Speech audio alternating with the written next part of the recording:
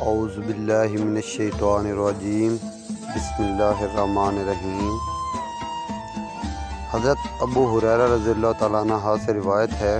کہ رسول اللہ صلی اللہ علیہ وآلہ وسلم نے فرمایا، یقیناً تم میں سے کوئی جب کھڑا ہو کر نماز پڑھنے لگتا ہے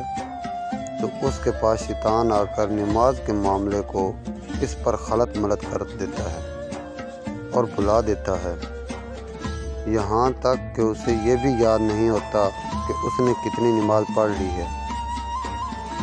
چنانچہ جب تم میں سے کوئی یہ صورتحال پائے تو اسے چاہیے کہ نماز کے آخر میں